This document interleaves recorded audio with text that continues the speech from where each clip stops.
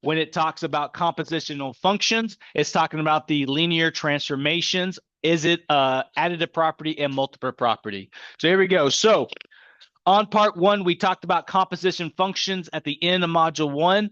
It is basically if you take a function and you plug it into another function, it produces a third type of function. So you can see here that I get f of g of x is equal to ax plus 3 and g of f of x. Remember, if I knew what g and f was, I would plug it into their corresponding function, and then I would simplify it down. Again, this is somewhere at the end of module one. Now, the question here is from this example, what can be concluded about the function composition? So there is no math done here. You just have to look at what's seen and you have to choose the correct answer, meaning the function composition is something or something. I think you had an option for always or not always and commutative or associative. Commutative, remember, that means order doesn't matter. So if I look at this, is f of g of x the same as g of f of x? No, I can see that this is ax plus 3 and this is ax minus 8. Obviously gave me two different answers. So the answer here in this situation would be that it's not always commutative. There are some situations in which g of f of x and f of g of x are commutative, but it would mean that they're both equal to x, and it's because they're inverses of each other when we talked about inverse functions. But this right here, again, is just something you just have to kind of look at and know. All right. Now, if this said like f of x plus g of x, is that equal to g of x plus f of x? Yeah, sorry. If I do if I was to have something like this, like f of x plus g of x, is this equal to g of x plus f of x? Yes, we've learned that addition is commutative. So this would be always commutative if this was something that was given to you, right? Go ahead. Not multiplying. This is f of g of x. This means if we knew what g and f was, we took this function and we plugged it in to the other function. Go ahead.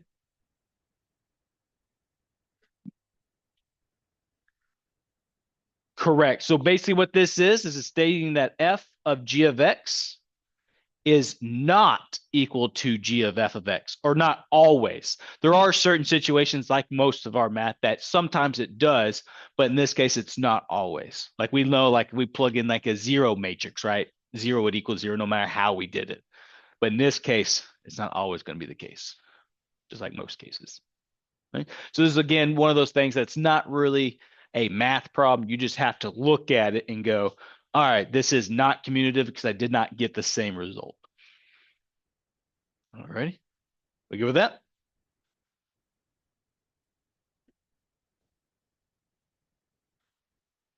Question 2 then says, what is the coefficient of x cubed term of the expression 2x plus 5 raised to the 6th power? This comes again from the end of module 1 when we started figuring out using complex numbers. What is a complex number raised to like the 15th power? Obviously, that would have been a lot of work. We use moduluses and degrees. And then I also showed you the, what's his name? Pascal's triangle. So y'all might recognize this.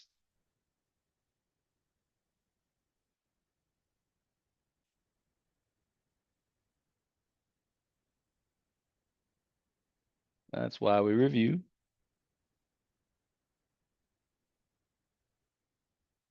Right, and the pattern keeps on going. Hopefully you can kind of see the pattern, but I would just add the 2. So this would be 1, then 6, 15, 20, 15, 6, 1, and I can keep that process going.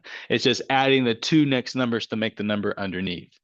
But when we talked about this, I told you that this right here was the 0 degree. This was the 1st degree, 2nd degree, 3rd degree, 4th degree, and 5th degree. Now we are looking for the 6th degree, so I'm going to go one more now. So that'd be 1, 6, 15, 20, 15, 6, 1. Right? Now, the nice thing about this is just looking for the coefficient of x cubed, not something that we have to do for all of them.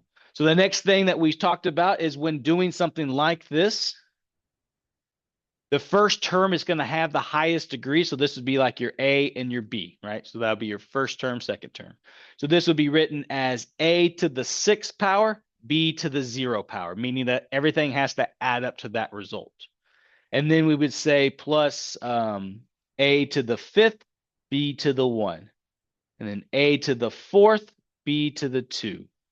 And then A to the 3, B to the 3. And then A sec squared, B to the 4th, A, B to the 5th, and then A0, B6, right? So one goes down while the other one went up.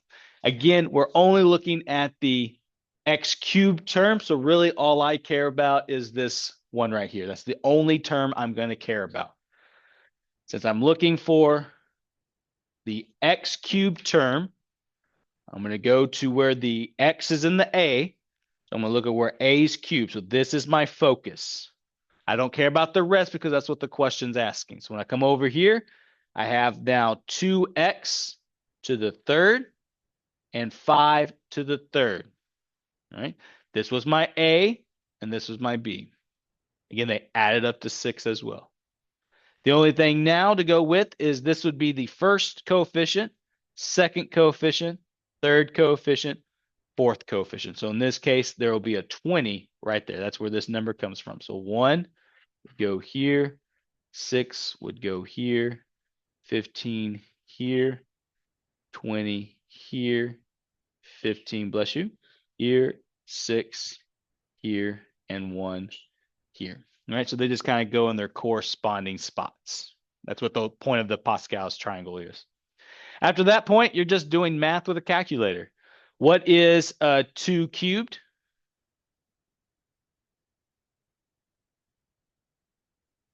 8, good. So this will become 8x cubed because you do apply it to both. What is 5 cubed? 125. And again, you're allowed to calculate. So now all you got to do is figure out what is 20 times 8. Okay. Times 125. You don't got that one memorized? So 125 times 160. I just multiplied these two here. Huh? 20,000.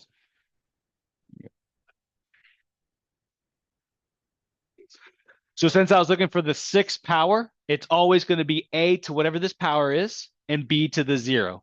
After that point, you go down by a degree for your A and you go up by a degree for your B.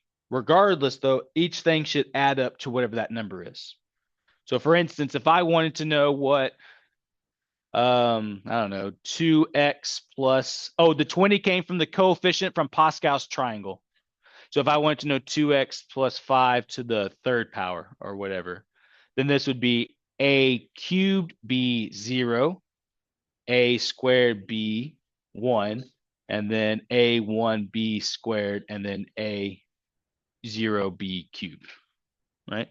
And then I would go to power of 3. So that's 133. If I wanted the 3rd term or whatever it was, then I would put the 3 right there, whatever the situation might be. X cubed there. Yeah. So the only reason I knew it's going to be this term because I knew my A had the X. So X cubed would only happen if I did A cubed. So that's why I knew it was that focus.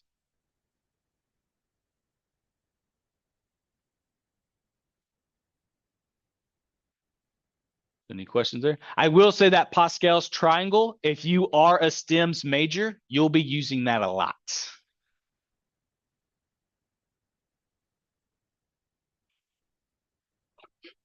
I did have it on the board for weeks in that corner. Yep. Now, granted, we started with that process and then we talked about how we could use the modulus and the degree and then use a formula or something over there. And that's what we did. Well, we started with this and then used our trig. Oh, I have no idea.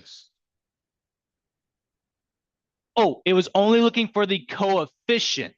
So the answer to this was technically 20,000 x cubed, but I was only looking for the coefficient in front of the x cubed. Yeah, so 20 times 8 gave me the 160, and then 160 times 125 gave me 20,000.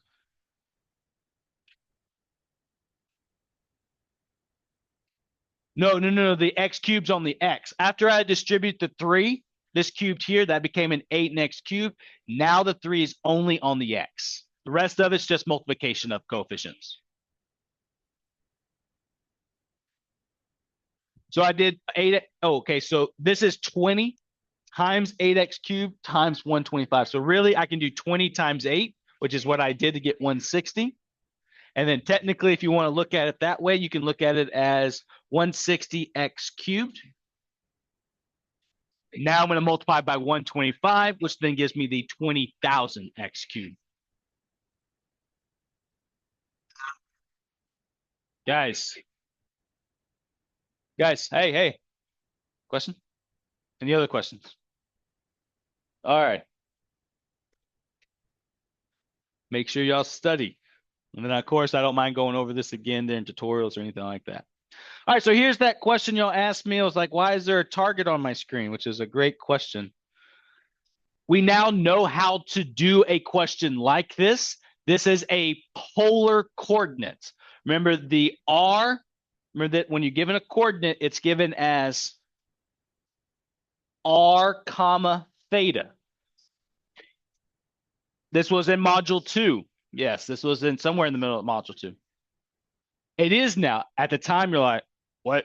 So, but basically, each circle represents the radian or the modulus at the time. So this would be 1, 2, 3.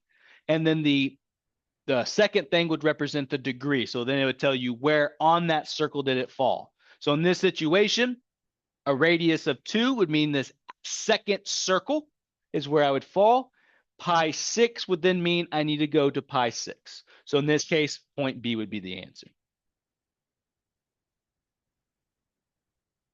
I'm going to leave the unit circle up there, but technically, yes, you're supposed to have the unit circle memorized. Yes. Yes, this will be your one time for the week.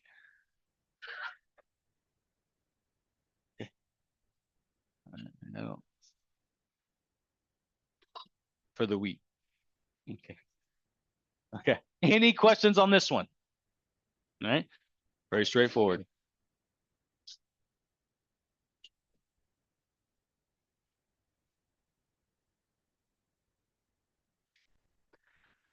All right, number 4, actually number 4 is what we were going to get into in modulus 3. If I just had like 2 more weeks, I probably would have been able to cover this. The goal for this is to actually teach you how to do this by hand. This is where multiplicity came into play. The zeros, this is literally what I was talking about last week, but we were just looking at the solutions, not the actual graph part of it. So the easiest way to actually answer this question is just to type this into the calculator. Yeah. So go ahead and practice that now. Type into the calculator and make sure the graph that you get looks like B. That's the easiest way to do this. Now, I could explain how I can do this by hand without a calculator. I don't want to waste your time unless you really want to know. But it does deal with the solutions and the multiplicity that I was talking about through the even or odd if it touches or goes through the graph. No, that one I just had you ask for the solutions. I didn't actually do graph. If I would have it gave me like 2 more. Yeah, so some more of these. Yeah, if you would have gone to like lesson 4 or 5 in module 3, that's where I was going to get to it. Yeah, so like I said, if I would have just had like 3 more weeks where I wasn't like pulled from meetings and stuff, I could have totally gotten through module 3. Yeah. So again, so like I said, if there's a calculator way, I'm definitely going to do it. That Pascal one, I really wish was a calculator way, but you just have to know the Pascal's triangle and how to get to each one. That's what that question is really asking. Did everyone type it in correctly and get B on their calculator? So I'd hate for y'all to miss a calculator question as easy as this because you didn't know how to put parentheses or an exponent or an X at that. Yeah. Because once you start the test, I can no longer help you. So we're good on how to type this into the calculator? All right.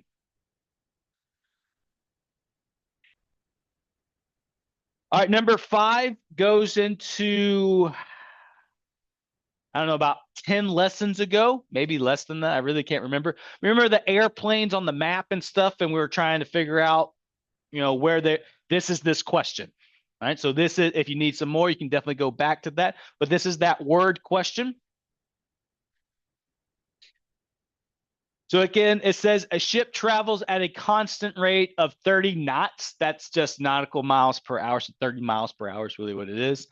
The ship leaves its home port on a course of 101 degrees and travels for 4 hours.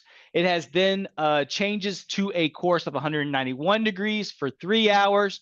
To the nearest tenth of a degree, what is the ship's bearing from its home port after 7 hour trip? So I'll give you a little drawing to kind of help you remind you where we're at. Let's pretend this is a coordinate plane. Let's pretend that the origin is the home port. If I traveled at 101 knots, we'll pretend that that's about this direction. So this will be, oh God, 101 degrees at 30 knots. But we did that for 4 hours. So my question to you, as I'm drawing this vector, if I'm going 30 miles an hour, how many miles would I have traveled in 4 hours? It is. Can you answer it? Can anyone answer it? 120 miles. If you traveled 30 miles per hour in 4 hours, you had gone 4 times 30. So 30, then 60, then 90, then 120. So this means that this vector's magnitude or distance traveled would be 120. And this thing right here is like 101 degrees or whatever. Some point, we then now have a new vector. So this is 180 going this way. So 191 would probably be something like this, give or take. So this is my new vector on top of this. So that would be 3 times 30. What would that be? Could he travel for 3 hours in this direction? 90. So now this magnitude would be 90. And this degree here would be a total of 191 degrees. What we're asked for is, what is the new degree in relation to home base or home port, right? So this is the guy that we're looking for. So off that lesson that we did, there was a few things we had to do. It was a 4-step process, but like I told you before, it's the same 4-step process no matter what kind of problem it is. So if you recall, to find my x, I need r times cosine theta. Remember that r represents the modulus or the distance traveled. Theta would be whatever the angle is, such. And then y was equal to r sine theta. We then had to find the x1 and y1 points. So in this case, I'm going to treat this one as my first vector right here. So I'm going to take 120, because that's going to be my r. That would be the distance traveled, times cosine of 101, right? That's what it was given. And I'll come back to these answers here in a second. Then my y value would just be 120 times sine of 101. Oh, I'm using the first leg here for my first point. So I'm basically, what I'm trying to do is I'm trying to find this coordinate here, and then I'll come and find this new coordinate here to help me find what this coordinate would be when I add it to it, if y'all remember that value. So we'll come back and we'll fill that in. Then I got to find my x2 and y2. So I would do x2 would equal 90 times cosine of 191. Y2 would be 90 times sine of 191. And I'd get these two values. Once I got my x1 and y1 values, I then would just add x1 and x2. Basically, I'm looking for my displacement. And then I would do y1 plus y2. Once I got this result, remember this was step 1, step 2, step 3. The fourth step, which is what you're asked to look for. Remember, there's 2 types of steps. So I could find the distance or I could find the angle, but it's asking for the angle in this situation. So that would be theta would equal tan inverse of whatever we did, b over a. But remember, b was my what? Good. It was my change in my y, and my x was my change in my a. So when I do b over a, I'm taking whatever these results are to get my answer. So now I'm going to give you an opportunity to go ahead and plug these things in the calculator. Let's get these answers. But this does go back to whatever that lesson is. I know it had maps on it, and I know we dealt with like a hot air balloon at one point too, an airplane and wind drag. Yeah. Very good question. What are these all in? Degrees. So whatever you're given in the problem, keep it in degrees, unless it did ask specifically, I want this in radians, but it did say the nearest degree as well. So there are many examples in your book that we went over that you can go back to as well. I do understand that there might be some questions you're just going to do an educated guess on, but I do want to give you all the tools in your toolbox to help you out.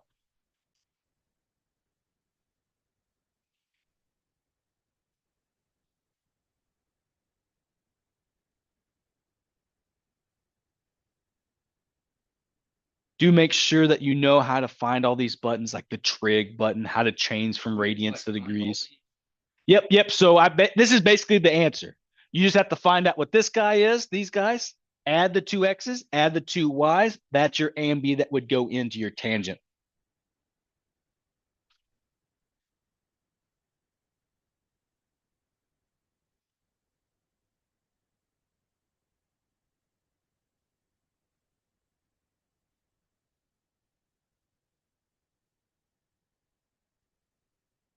Y'all get the answer to that bottom part. Let me know.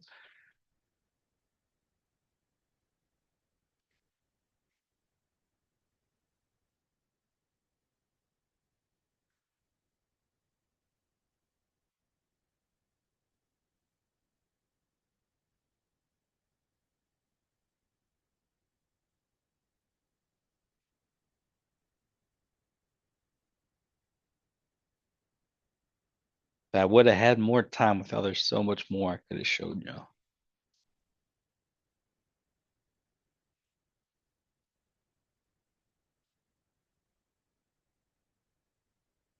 If you're planning on taking my college algebra course, though, I can definitely show you some of the things that you missed here in pre-cal. I think there's 4 of y'all signed up. It's good. I like it.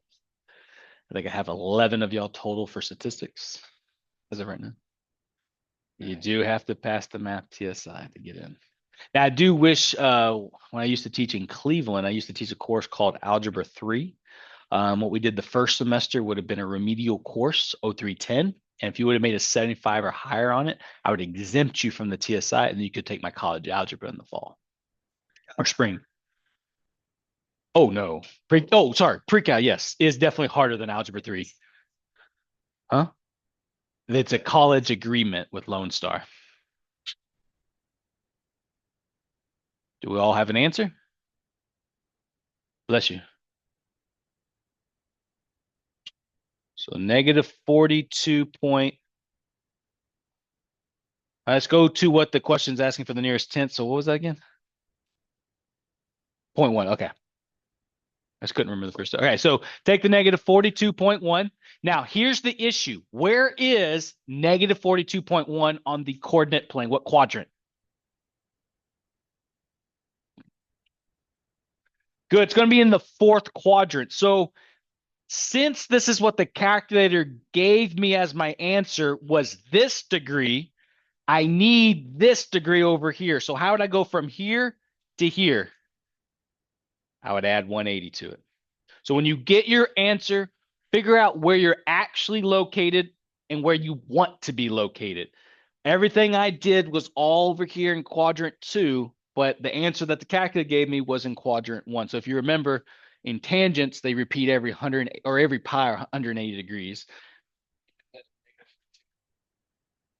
Negative means clockwise. So everything does start from the positive x-axis. So negative 42 would be less than 90. So that means I have to fall somewhere in quadrant 4. And what do you end up getting when you add 180? There you go.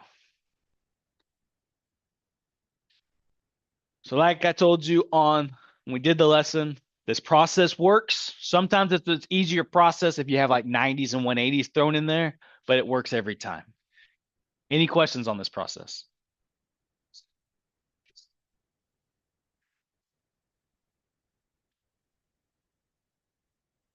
Yeah, that was gosh, I forgot what that was for. Um, it was this was before vectors. This was when we actually got the answer over here and it was negative, but we wanted that answer, but in positive. So we would add 360. In this situation, this is the answer the calculator gave us, but I want it over here. So I'd only add 180 in this situation. So this only went to, um, I guess when we're just straight up finding theta with no vectors known. We didn't know vectors then. We were just trying to find angles and stuff.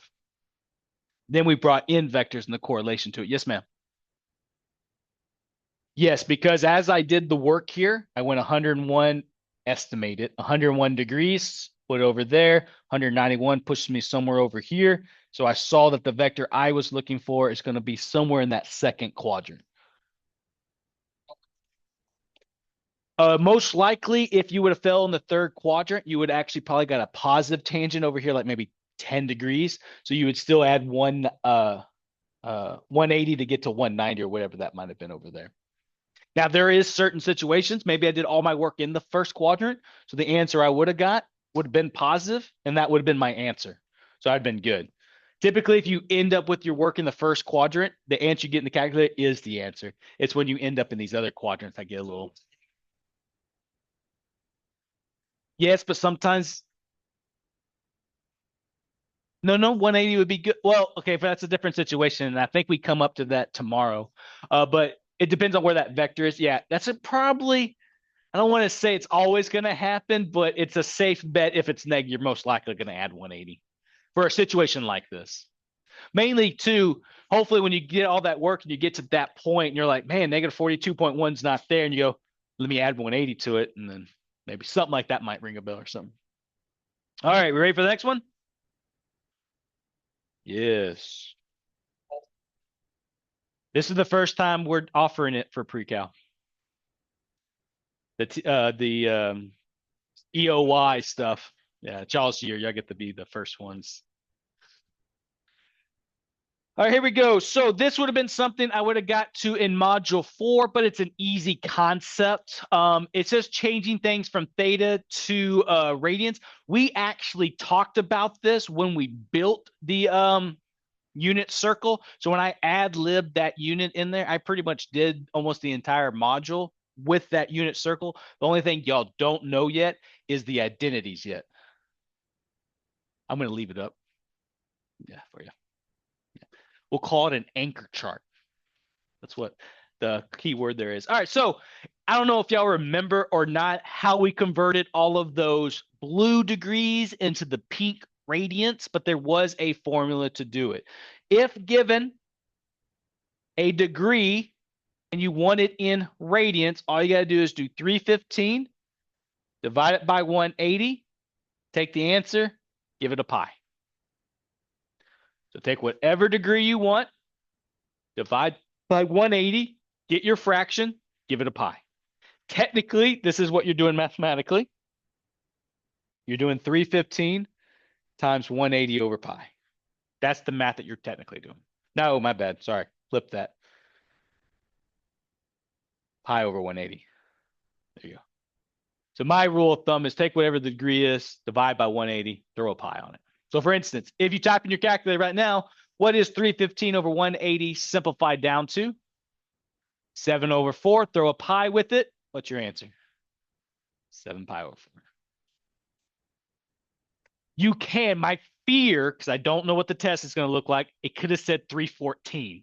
And then you would do 314 divided by 180, simplify it down, throw a pi on it still. I don't know if it's going to give you a nice clean one. I really hope it does. I hope it gives you one of our basic ones so that you're able to instantly get the answer, but I just don't know. So I'm going to cover it as if it was not a normal one. But if it is, you're more welcome to use what's on these walls.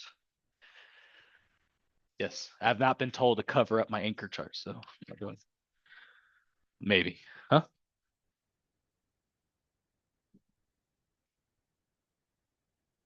I don't think it'll give you a decimal, I think.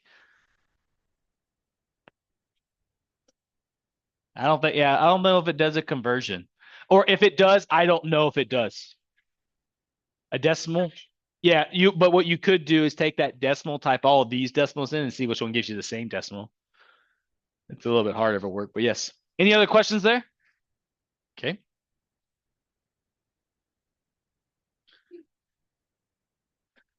All right, here we go. So this is another one of those composition functions. I think when we did the work, we really focused on linear, quadratics, and polynomial functions. I don't know if we quite got into radicals. I think that's where we were heading to in this module that we would have started and then actually finished.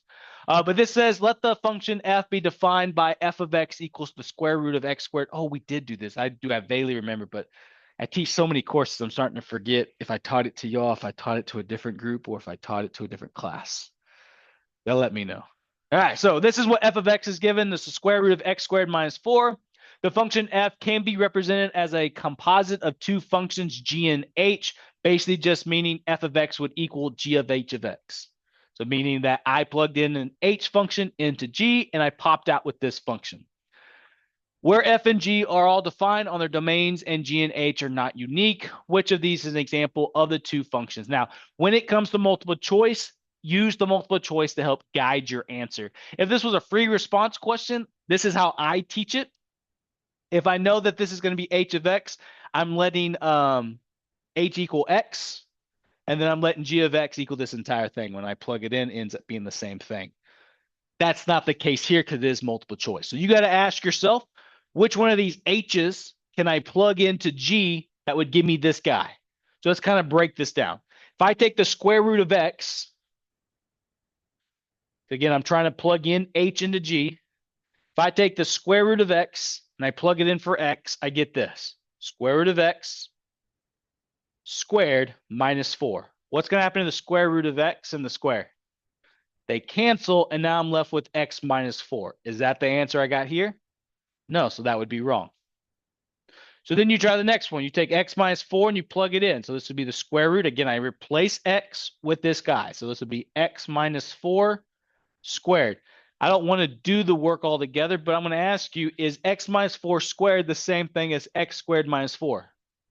No, I at least know that the 4 is going to turn into a what? 16. So I should right there go, that's probably not going to be the case either. Then I come over here. Again, I take this h, I plug it in, I get x minus 4 squared. Is that going to turn into the square root of x squared minus 4? No, it's missing an incomplete square root. So therefore, that would be wrong. Take the x squared, plug it in for x. So I get the square root of x squared minus 4. Is that what I was trying to get? Yes. So these type of questions, it's easier just to use the multiple choice, plug in whatever this guy is, so in this case the h, into the g function and see if it gives you that function. Again, the way I teach is I usually go real easy with it. I'll just say g of x or h of x is x, and then g of x has to be the entire question, and then you just plug in an x, doesn't change it. But with multiple choice, you got to do what you're getting. Questions? All righty.